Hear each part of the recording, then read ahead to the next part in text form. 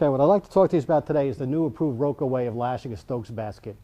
What we're trying to do with this new method is build redundancy into the system like we do with all of our other systems. Just like we do it for vertical bridle, we got the 2 butterfly knots at the top, which allows that bridle to be cut once any given time without failing. We want to do the same thing with the patient lashing. In the past, we girth hitched this on and we ran the lashing up. If I happen to wear through that girth hitch at the bottom, there was a possibility I could lose everything. Not that we ever did, but there's always that possibility. So the new technique, we're still going to use that 40 to 45 foot piece of webbing. We'll find the center of it, and just like we do a bridle at the top with the rope, what we're going to do is we're going to tie 2 butterfly knots fairly close together. Okay?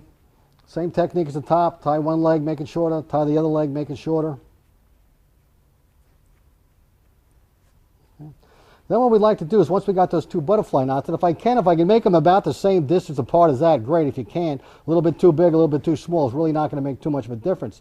I want to keep these 2 knots on the inside of the basket. And the reason for that is if we put them out here to start with, they're going to stick out beyond that top rail and have more of a chance to rub on the concrete and wear through. So we try to keep the bulk of the stuff inside. So once I have these things kind of laying there, all I got to do is take the tail ends, and I feed the tail ends around the outside of the bars, or the outside of those uprights. I do that with both of them.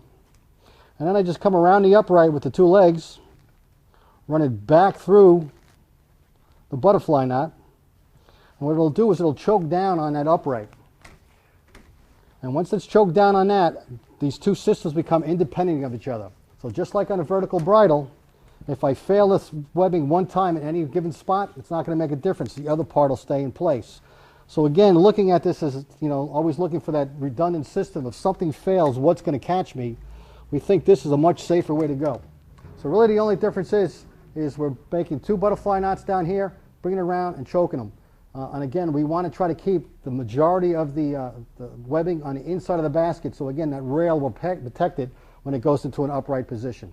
Again, the whole key to this is redundancy. One fails, we still got the other leg to go. Again, there's a safer way and a safer way. We think this is the safer way to go at this point.